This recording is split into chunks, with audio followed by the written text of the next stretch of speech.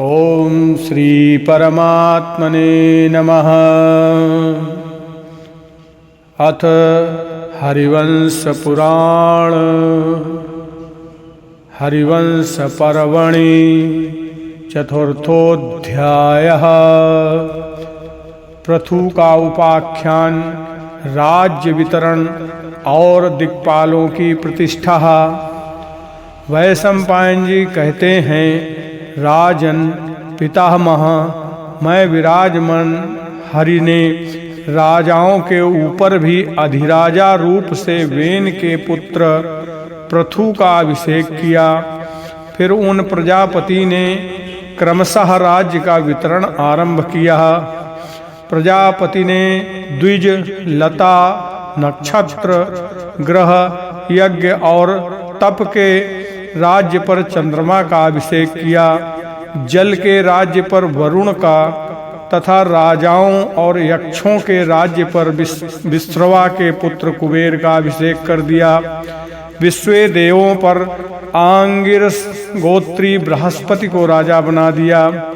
भृगुवंशियों के स्वामी रूप से शुक्राचार्य का राज्याभिषेक कर दिया। आदित्यों के ऊपर विष्णु को और वसुओं के ऊपर अग्नि को राजा बना दिया। दक्ष को प्रजापतियों का, इंद्र को मरुतों का तथा अमित पराक्रमी प्रहलाद को दैत्य और दानवों का राजा बना दिया। एवं पितरों के राज्य पर विवस्वान सूर्य के पुत्र यम का अभिषेक कर दिया। षोडश मात्र का व्रत, मंत्र और यक्ष, राक्षस, पार्थिव पदार्थ और साध्य देवताओं के राज्य पर नारायण का अभिषेक कर दिया। और रुद्रों के राज्य पर वृषभध्वज शंकर जी अभिषिक्त हुए। विप्रचित्ति को दानवों का राजा बनने का आदेश दिया और सकल भूत पिशाचों का शूलपाणि महादेव जी को राजा बना दिया। हिमाचल को पर्वतों का और समुद्र को नदियों का राजा बना दिया। गंध द्रव्यों, मरुदगणों, अमूर्त भूतों तथा शब्द और आकाश वाली वस्तुओं के राज्य पर भी बलवानों में श्रेष्ठ वायु का अभिषेक कर दिया। प्रभावशाली चित्ररथ को गंधर्वों का स्वामी बना दिया। वासुकी को नागों का और तक्षक को सर्पों का राजा बनाया। हाथियों का ऐरावत को, घोड़ों का उच्चैश्रवा को और पक्षियों का गरुण को राजा बना दिया। वनचारी पशुओं पर सिंह को तथा गौओं पर सांड को स्वामी बनाया और पाकड़ को वृक्षों का प्रभावशाली राजा बना दिया। सागर, नदी, मेघ, वर्षा और सूर्य की किरणों के अधिपति पद पर पर्जन्य का अभिषेक कर दिया। दाढ़ वाले समस्त सर्पों के ऊपर शेष को, निर्विष, डुंडुभ आदि सर्पों और सरीसृपों, पेट के बल पर चलने वाले जीवों के ऊपर तक्षक को राजा बना दिया। गंधर्व और अप्सराओं के ऊपर ऐश्वर्यशाली कामदेव का अभिषेक कर दिया। ऋतु, मास, दिन, पक्ष, रात्रि, मुहूर्त, तिथि, पर्व, कला कांष्ठा के प्रमाण, उत्तरायण और दक्षिणायन की गति तथा उपराग अर्थात ग्रहण के अभिमानी देवताओं पर प्रभु संवत्सर का अभिषेक कर दिया। भारत पितामह ने इस प्रकार क्रम पूर्वक राज्यों का विभाग करके फिर दिक्पालों की स्थापना की थी। उन्होंने वैराज प्रजापति के पुत्र राजा सुधन्वा को पूर्व दिशा के दिक्पाल पद पर अभिषेक कर दिया। करदम प्रजापति के पुत्र महात्मा राजा शंख पद को दक्षिण दिशा के दिक्पाल पद पर अभिषिक्त किया। इसी प्रकार पश्चिम दिशा में रजस के पुत्र अच्युत महात्मा के केतुमान का राजा दिक्पाल के पद पर अभिषेक कर दिया। इसी प्रकार उत्तर दिशा में पर्जन्य प्रजापति के पुत्र दुर्धर्ष हिरण्य रोमा का राजपद दिक्पाल पद पर अभिषेक कर दिया। उन पुरुषों द्वारा सातों द्वीप और पर्वतों सहित सारी पृथ्वी और उसके वे प्रदेश आज भी धर्मानुसार पालित हो रहे हैं। जनेश्वर, इन राजाओं ने वेद में वर्णित विधि से राजसूय यज्ञ में राजाओं के भी राजा के पद पर पृथु का अभिषेक किया था। तदंतर अमित तेजस्वी चाक्षुष मनु के मनवंतर के बीतने पर ब्रह्मा जी ने वैवस्वत मनु को राज्य दे दिया था। निष्पाप राजेंद्र, यदि आप अनुकूल रहकर सुनना चाहते हैं तो मैं आपसे वैवस्वत मनु के विस्तार का वर्णन करूंगा। मैंने आपको ये बड़ा भारी प्राचीन इतिहास कह सुनाया। इसको सुनने से प्रतिष्ठा बढ़ती है, धन मिलता है, यश मिलता है, आयु की वृद्धि होती है और इस शुभ आख्यान को सुनने से स्वर्ग की प्राप्ति होती है। जन्मेजय ने कहा, वैशंपायन जी, आप पृथु के जन्म का विस्तार पूर्वक वर्णन कीजिए। उन महात्मा ने इस पृथ्वी को किस प्रकार दुहा था, पितरों ने इस पृथ्वी को जिस प्रकार दुहा था, देवता तथा ऋषियों ने, दैत्यों और नागों ने, यक्षों और वृक्षों ने इस पृथ्वी को जिस प्रकार दुहा था, तथा पर्वत, पिशाच, गंधर्व, द्विजोत्तम और महान शक्तिशाली राक्षसों ने इस वसुंधरा पृथ्वी को जिस प्रकार दुहा था वो बताइए। वैशंपायन जी, इन सब के पास कैसे कैसे पात्र थे, कैसे कैसे बछड़े थे, कैसा कैसा दूध दुहा गया था और कौन कौन दुहने वाले थे, इन सब का क्रम पूर्वक वर्णन कीजिए। तात, प्राचीन काल में महर्षियों ने जिस कारण से वेन के हाथ का मंथन किया था और महर्षियों ने जिस कारण क्रोध किया था उस कारण का भी आप वर्णन कीजिए। वैशंपायन जी ने कहा, जन्मेजय, मैं तुमसे वेन के पुत्र पृथु का चरित्र अब विस्तार पूर्वक कहता हूँ। इस चरित्र को एकाग्र और सावधान होकर सुनो। राजन, जिसका मन तुच्छ हो, जो अपवित्र हो, जो कुशिष्य हो और जो व्रत न करता हो तथा जो कृतघ्न हो एवं जो संसार का अहित करने वाला हो, उससे इस चरित्र का वर्णन नहीं करना चाहिए। राजन, ये इतिहास स्वर्ग, यश, आयु तथा धर्म की प्राप्ति कराने वाला है और वेद के समान है। ऋषियों ने इस रहस्य का वर्णन किया है, इसे तुम यथार्थ रीति से सुनो। जो पुरुष ब्राह्मणों को प्रणाम करके वेन के पुत्र पृथु के इस चरित्र को विस्तार पूर्वक कहता है, उसे कार्य के मैंने सदा पाप कर्म किए, धर्म कभी नहीं किया, ऐसे पश्चाताप से शोक नहीं करना पड़ता।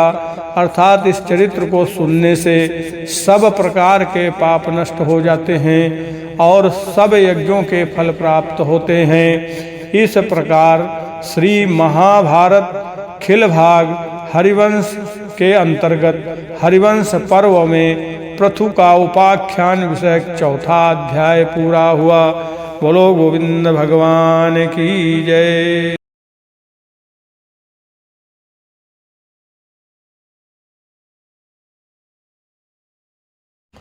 ओम श्री परमात्मने नमः। अथ हरिवंश पुराण हरवंश पर्वणे अथ पंचमोऽध्यायः। पृथु का उपाख्यान, वेन का अत्याचार करके नष्ट होना और पृथु का जन्म तथा चरित्र। वैशंपायन जी कहते हैं, राजन, प्राचीन काल की बात है। धर्म के रक्षक अत्रि के वंश में एक प्रजापति उत्पन्न हुए जिनका नाम था अंग। वे अत्रि के ही समान प्रभावशाली थे। उनका पुत्र वेन हुआ, परंतु उसे धर्म के रहस्य का पता न था। वो राजा वेन मृत्यु की पुत्री सुनीता के गर्भ से उत्पन्न हुआ था। काल की पुत्री सुनीता का पुत्र वो वेन नाना के दोष से अपने धर्म की उपेक्षा कर काम के कारण लोभ में फंस गया। वो राजा धर्महीन मर्यादा को स्थापित करने लगा और वेदोक्त धर्मों का उल्लंघन कर अधर्म में फंस गया। उस राजा के शासन काल में देवता लोग उनकी तृप्ति के लिए किए जाने वाले स्वाध्याय और वसटकार से वंचित हो गए थे। इसलिए अपने उद्देश्य से अर्पित तथा यज्ञ कुंडों में होमे गए सोम का भी वे पान नहीं करते थे। उसका विनाश काल समीप आ गया था। अतः उस प्रजापति ने ये क्रूर प्रतिज्ञा घोषित की कि मेरे राज्य में कोई यज्ञ और हवन न करे। कुरुश्रेष्ठ वो कहता था कि मैं ही यज्ञों द्वारा आराध्य और मैं ही यज्ञ करने वाला हूँ तथा यज्ञ भी मैं ही हूँ। मेरे लिए ही यज्ञ और हवन करना चाहिए। जब वो इस प्रकार मर्यादा को तोड़ने लगा और अनुचित रूप से कर आदि लगाकर सब कुछ लूटने लगा, तब जो मारीची आदि बड़े बड़े ऋषि थे उन्होंने उससे कहा, हम बहुत वर्षों से पूर्ण होने वाली दीक्षा में प्रवेश करेंगे। वेन अब तुम अधर्म न करो, क्योंकि ये सनातन धर्म नहीं है। निसंदेह तुम इस वंश में प्रजापति के रूप में उत्पन्न हुए हो और तुमने प्रतिज्ञा की थी कि मैं प्रजा का पालन करूंगा।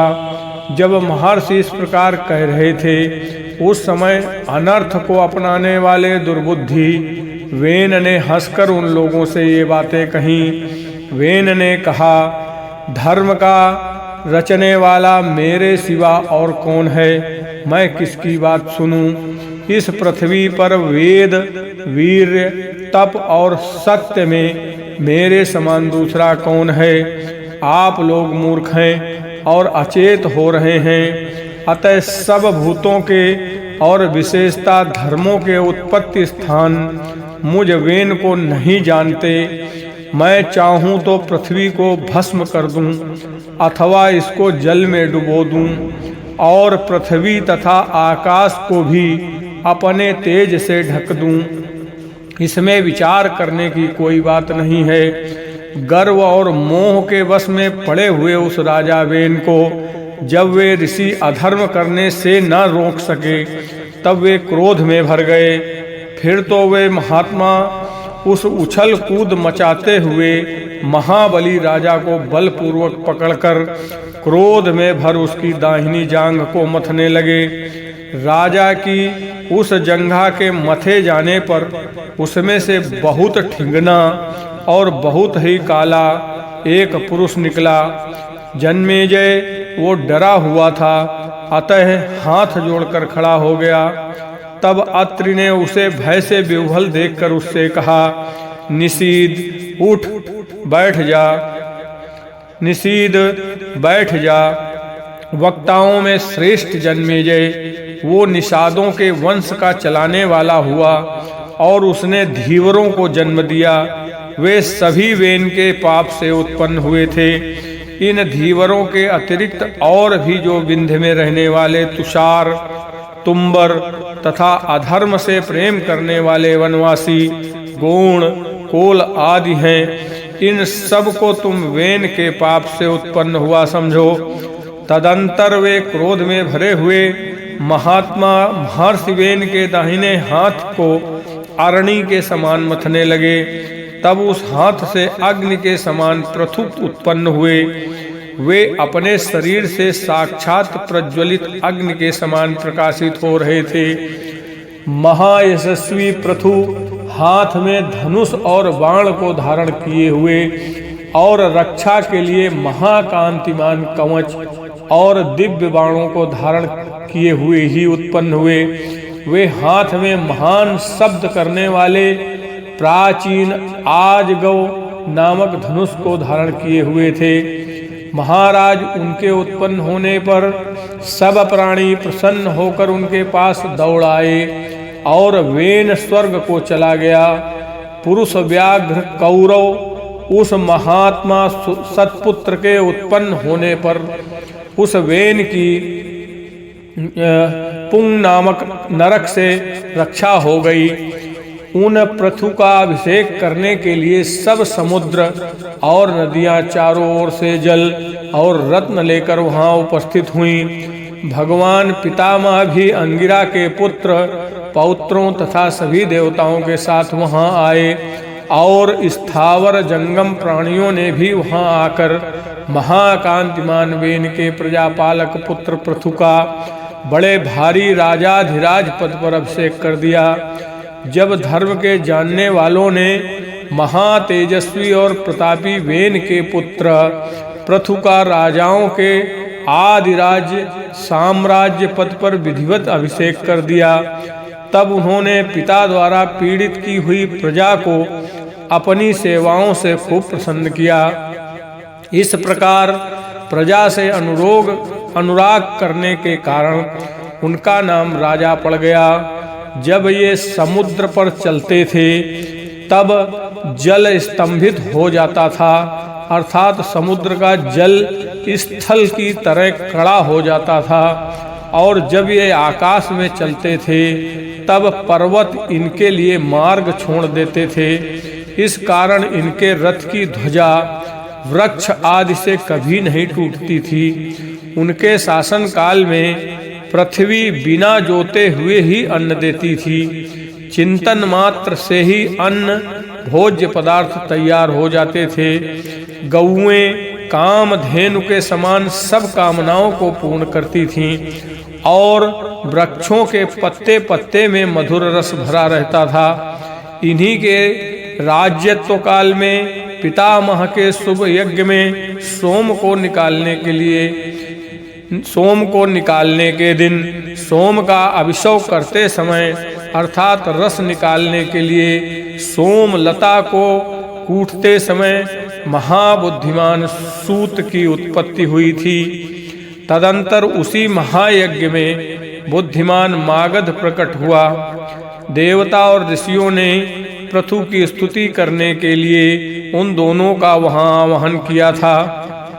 सब ऋषियों ने उन दोनों से कहा कि तुम दोनों इन पृथ्वीपति की स्तुति करो, ये कर्म तुम्हारे अनुरूप है और ये राजा भी स्तुति के पात्र हैं। उस समय सूत और मागध ने उन सब ऋषियों से कहा, हम अपने कर्मों से देवता और ऋषियों को प्रसन्न करेंगे, परंतु ब्राह्मणों इन तेजस्वी राजा के कर्म लक्षण और यश को तो हम जानते ही नहीं जिससे इनकी स्तुति करें। तब ऋषियों ने उन्हें ये कहकर स्तुति कार्य में नियुक्त किया कि तुम दोनों इनके भविष्य में होने वाले गुणों का उल्लेख करते हुए स्तवन करो। उन्होंने वैसा ही किया। सूत और मागध ने जो जो कर्म बताए उन्हीं को महाबली पृथु ने पीछे से पूर्ण किया।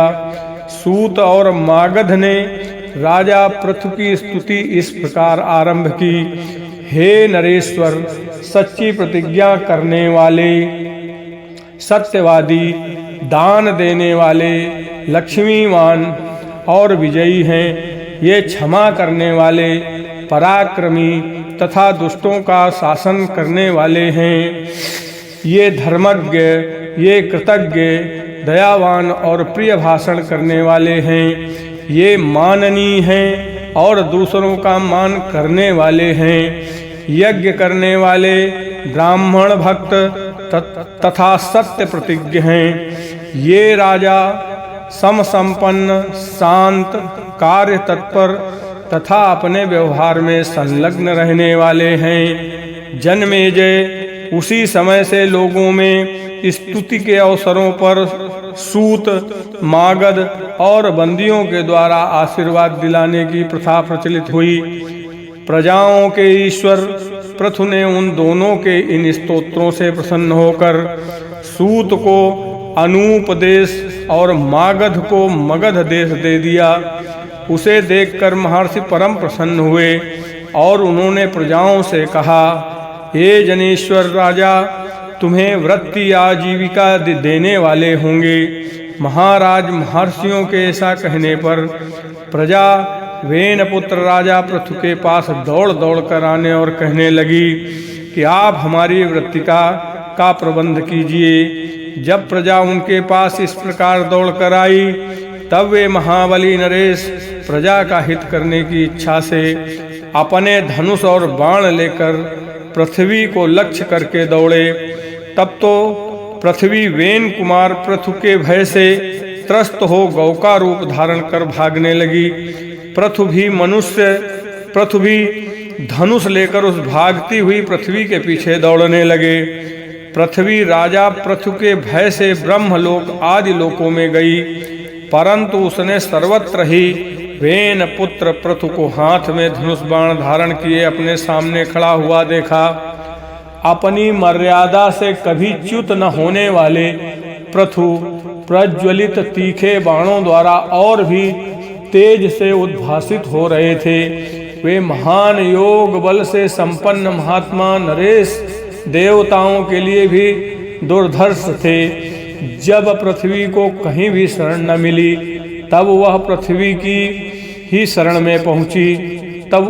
जब पृथ्वी को कहीं भी शरण न मिली, तब वह पृथ्वी पृथु की ही शरण में पहुंची और तीनों लोकों की सदा से पूजनीय पृथ्वी दोनों हाथ जोड़कर वेन पुत्र पृथु से कहने लगी, आपको स्त्री वध रूप अधर्म का काम करना उचित नहीं है। राजन, पहले आप ये तो सोचिए कि मेरे बिना इन प्रजाओं को कहाँ स्थापित करेंगे। राजन, ये सब लोग मुझ पर ही स्थित हैं, मैं ही इस जगत को धारण कर रही हूँ।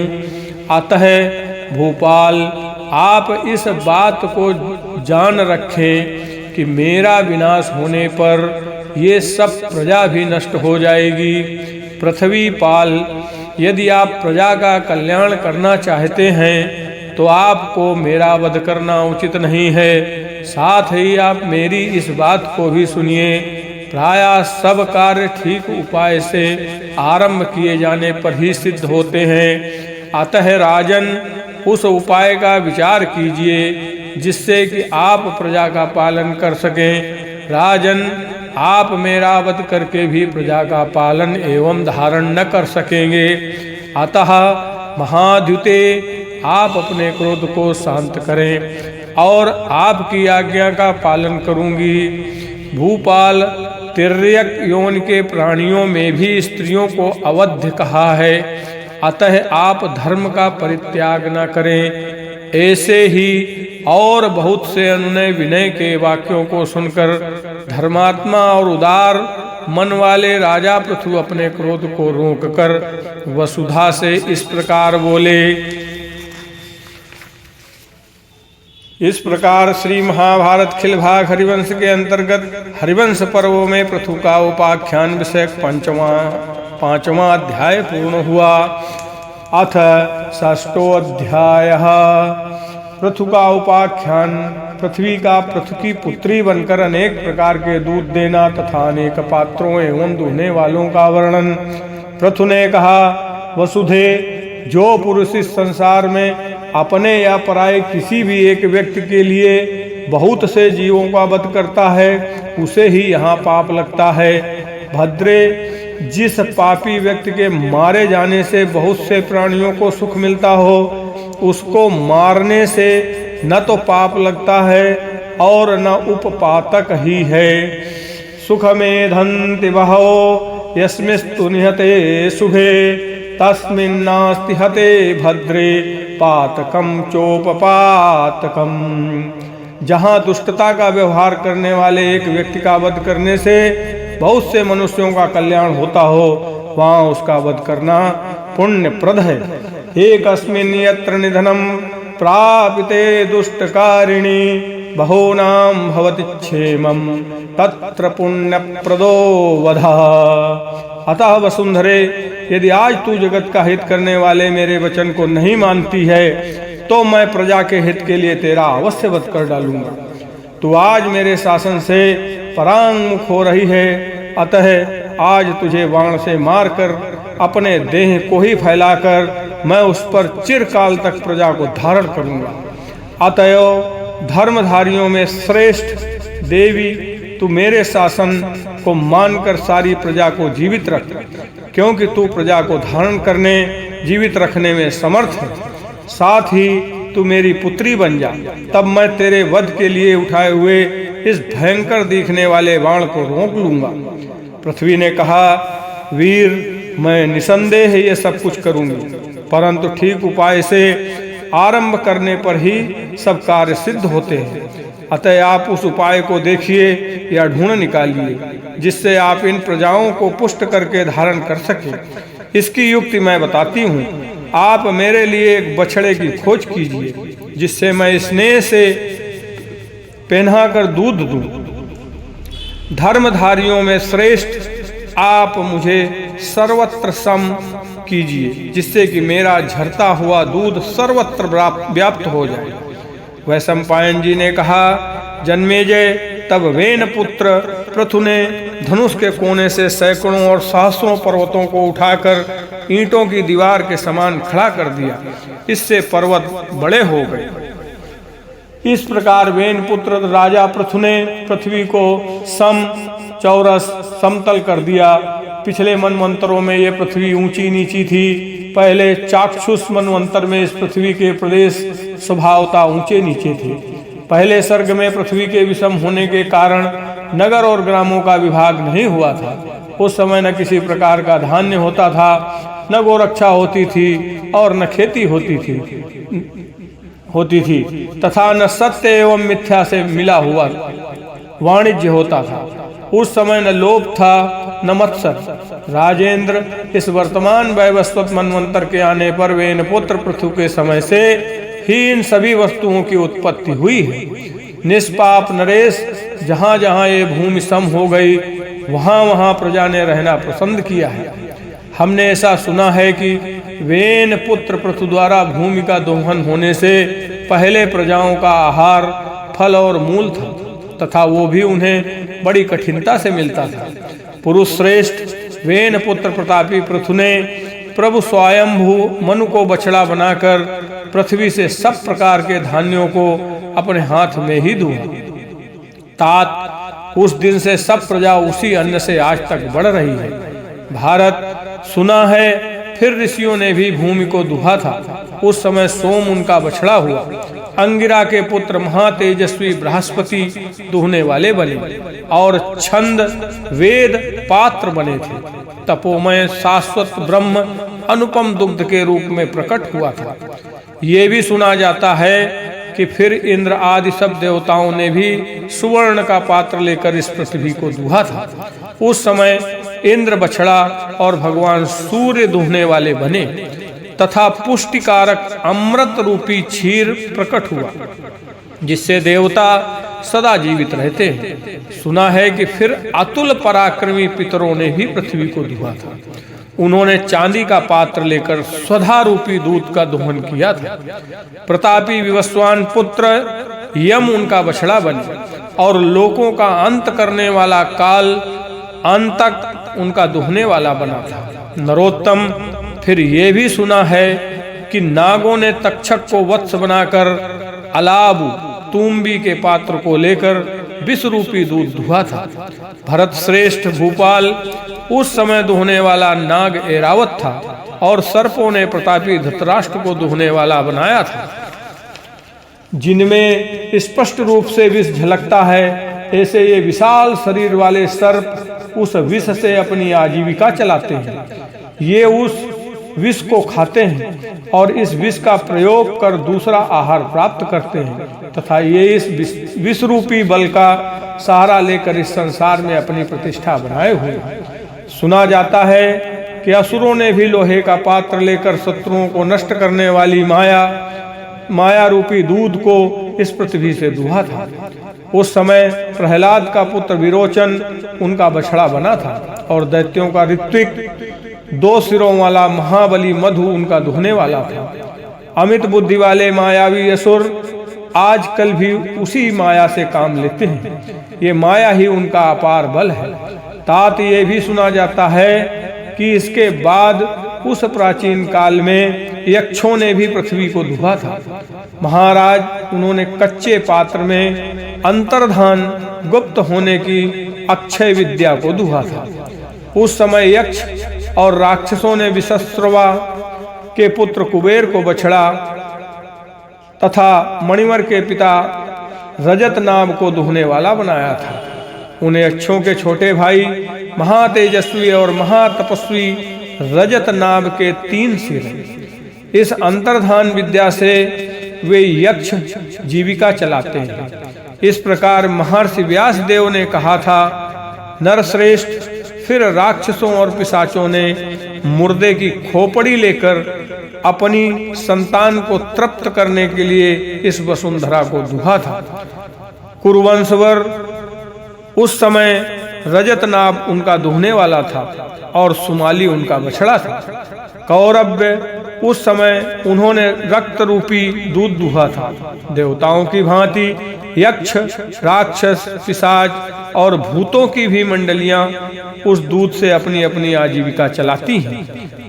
नरसभ, फिर अप्सराओं और गंधर्वों ने भी चित्ररथ को बछड़ा बनाकर पद्म पत्र में वसुधा से पवित्र गंधों को दुहा था। भरत सप्तम उस समय सूर्य के तुल्य तेजस्वी और अत्यंत बलवान महात्मा गंधर्वराज सुरुचि उनका दुहने वाला था।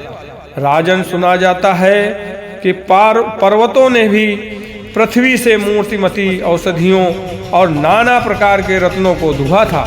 उस समय हिमाचल बछड़ा बना था। महागिरी मेरु दुहने वाला था तथा पत्थर के पात्र की दोहनी बनी थी।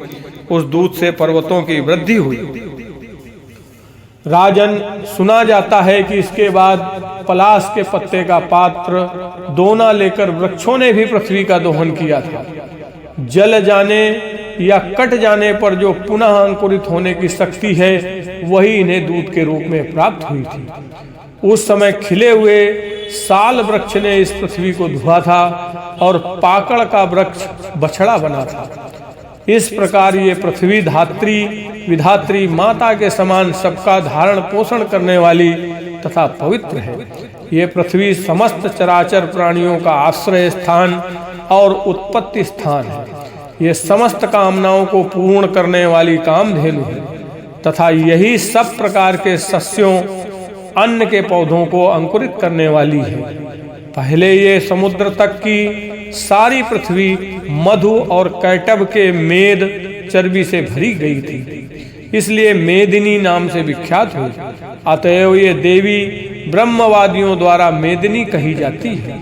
भरतवंशी राजन, फिर वेन पुत्र राजा पृथु के पुत्री रूप में अंगीकार करने पर ये देवी उनकी पुत्री बन गई। इससे ये पृथ्वी कहलाती है। इस पृथ्वी को पृथु ने अनेक भागों में विभक्त एवं शुद्ध किया। इसको अन्न आदि की खान बना दिया और समृद्धशालिनी बनाकर इसे ग्रामों और नगरों की श्रेणियों से सुशोभित कर दिया।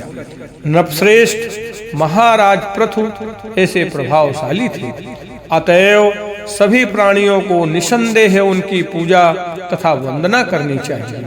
वेद वेदांग के पारगामी महात्मा ब्राह्मणों को भी अत्रि कुल में उत्पन्न होने के कारण ब्रह्मयोनि एवं सनातन पुरुष विष्णु रूप पृथु के प्रति निश्चय ही नमस्कार करना चाहिए। पृथ्वी के स्वामित्व को चाहने वाले महाभाग्यवान राजाओं को भी आदि राजा वेन पुत्र प्रतापी पृथु को प्रणाम करना चाहिए। जो पराक्रमी राजा युद्ध में विजय चाहते हों, उनको भी योद्धाओं में अग्रणी राजा पृथु को अवश्य प्रणाम करना चाहिए। जो योद्धा राजा पृथु का कीर्तन करके युद्ध में जाता है, वो भयंकर संग्राम को कुशल पूर्वक तर जाता है, उसमें विजय प्राप्त करता और यशस्वी होता है। वाणिज्य आदि से आजीविका चलाने वाले धनवान वैश्यों को भी चाहिए कि वे वृत्ति आजीविका प्रदान करने वाले महायशस्वी पृथु को अवश्य प्रणाम करें। इसी प्रकार परम कल्याण चाहने वाले एवं ब्राह्मण क्षत्रिय वैश्य इन तीनों वर्णों की सेवा में प्राण रहने वाले पवित्र शूद्रों को भी आदि राजा पृथु को प्रणाम करना चाहिए। मैंने तुमसे इन बछड़ों का, पात्रों का, दुहने वालों का और दुग्धों का वर्णन कर दिया। अब मैं तुमसे और क्या कहूँगा।